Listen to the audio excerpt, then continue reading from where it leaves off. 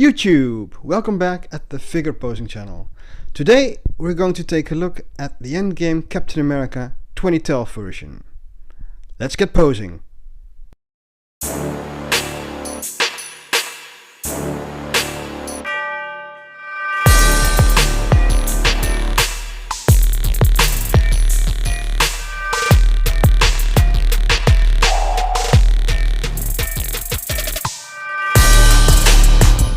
So, before we start posing, as with every Captain America figure, we need to remove Captain America's diaper. This has been a repeated process for all Captain America figures, but before Endgame, Hot Toys made press buttons for us to make it a lot more easy to do this process. Since Endgame though, Hot Toys decided to stitch the diaper. So you can just remove his pants, it's just Velcro on the belt and Velcro on the pant. And then over here will be a little blue piece of cloth. I've already cut mine, but this is the position where you will find it. And it will go from here, down his crotch, to the back of his pants. So you could also choose to cut it from the back over here, or you can cut it in both places like I did.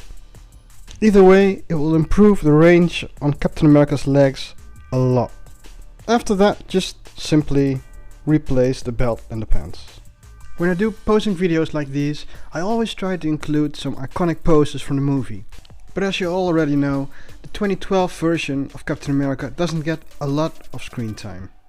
But of course, this pose had to be included.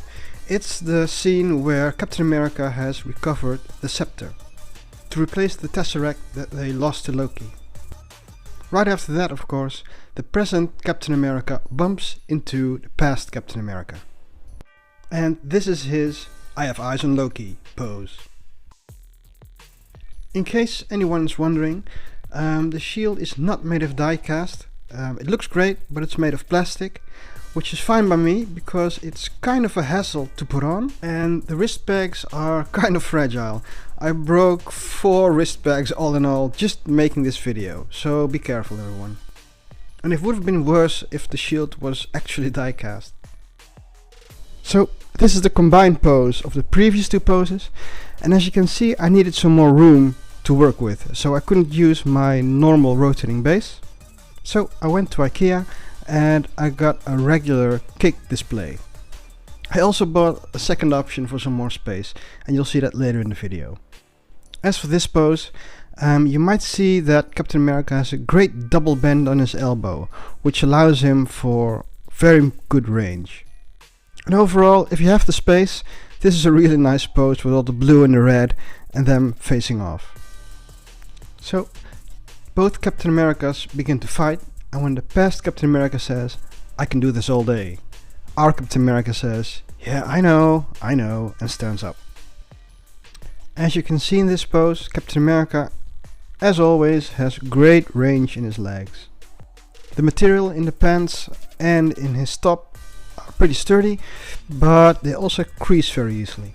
So please do keep that in mind if you want to pose Captain America very aggressively. Other than that, because you've removed Captain America's diaper, the white underneath his pants might show, but you can use his belt to cover it up because it's a loose piece and you can just shove it over.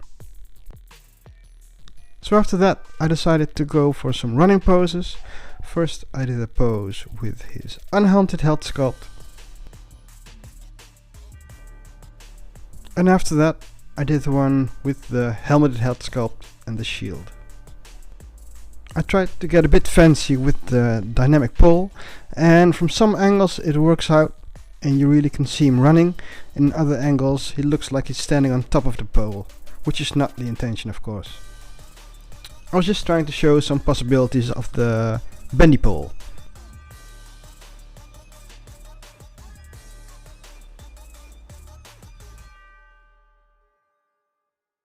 Now from here on we'll be looking at some fighting poses from the 2 caps.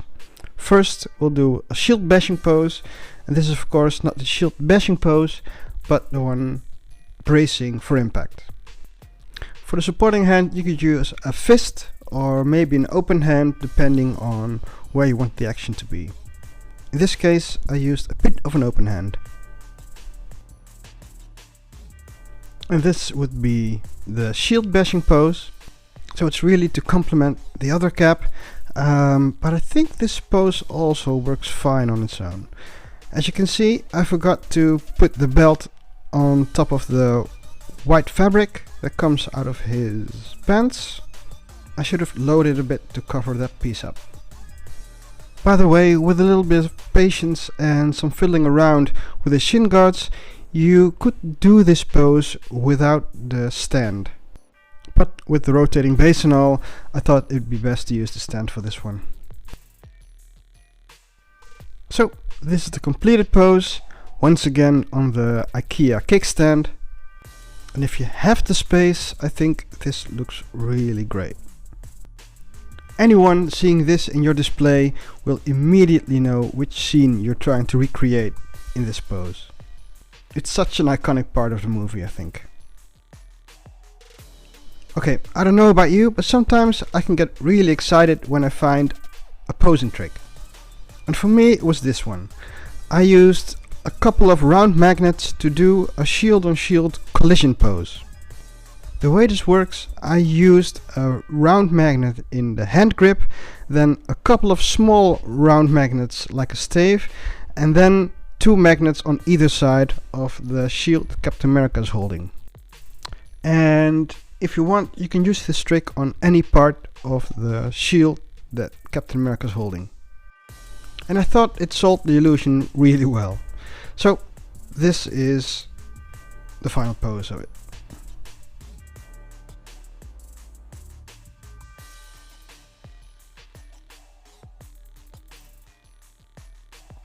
And then, to go along with that, I needed the other cap to throw the shield.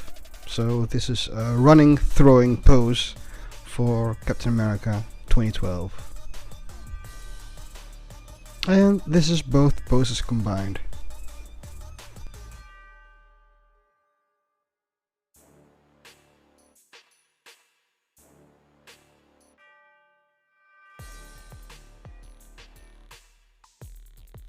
This was another shield bash pose. And this one also actually happened in the scene, so I wanted to include it. Getting a bit creative with the dynamic stand again. You can really use it any which way you want to. And this is past Cap having a punch blocked by present Captain America, and this is right after the punch is blocked, so that's why Captain America's fist is open again. And after the hook is blocked, present Captain America with his unmasked head sculpt does a liver punch to past Captain America. So if you want to do a pose where one character is punching with, for instance, his left fist, then the power has to come also from his left leg.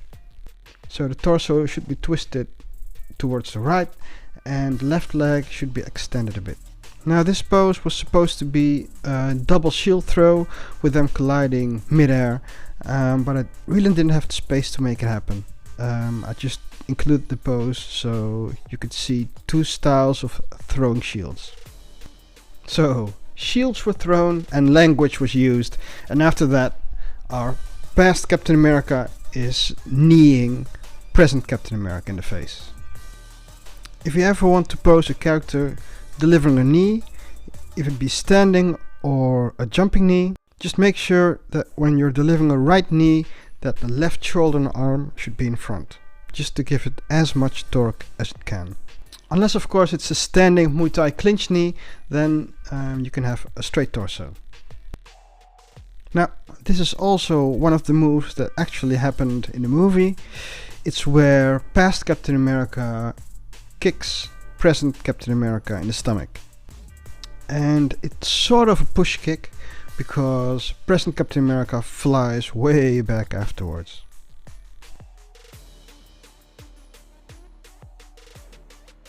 Oh yeah, also notice how I've used the crotch grabber in this case as a Captain America armpit grabber. I was just trying out new ways how to use old figure stands. So this pose was nearly there. It's supposed to be a kick, and the figure has a bit more range, but I couldn't use the normal crotch grabber to have the leg raise as high as I wanted to have it. But I still decided to go with this one because I got some inspiration for the next pose and I really want to get to that one. For this one though, you'll need some extra leg range, so that's why you need to cut the diaper, and you'll need to pull up the pants a bit, as I've shown in the Captain America Endgame video. So while doing the previous pose, I got the idea to do this one, and it's sort of a classical capoeira kick. And while capoeira isn't that effective as a martial art, it's really one of the most beautiful martial arts there is. It captures really well on film, and I think it does well on 6-scale format as well. As you can see, this pose is right after the kick connects, which makes a better pose, I think. If you want to do this pose, remember that if you have the left leg kicking, then the right arm should reach for the ground. After that, it's just all about getting the right angle. And I think you can get away with doing this pose for a lot of figures, like the Matrix Neo or John Wick figures, or the SpiderMan or Wolverine figures, and of course a Blade figure. So I told you before, right, that I had another solution to get some more space on my rotating turntable. Well, the previous solution had me manually rotating the cake display, but for this solution I used another IKEA product. I used a cake plate, I turned it upside down and just put it on top of my normal rotating base. As for the pose, this is the scene where our Captain America uses the scepter on the past Captain America. This is right before we get a peek on America's ass. So for this pose I have to give a massive thanks to Ulysses Avishai Sodazano, a member of our Facebook group 6-Scale Posers. He actually asked if Captain America could do the "so, you got the tension" pose. And I think I got it. Not all figures can do sitting poses. You have to have enough of a leg raise to be able to actually sit, and that's a problem for most figures. But as you can see, Captain America can pull it off. So this is the end of this video. If you liked the video, please like and subscribe, and leave a comment down below on which poses you'd like to see next, or which figures you'd like to see next. If you would like to see some other great posing content, you can join our Facebook group 6-Scale Posers. If you would like to see some other cool posing videos on YouTube, you can go to The Amazing Webb from Mikae's Webb, or to Posing with Peter from Peter Ton, or Terry Smith's How to Be a Poser.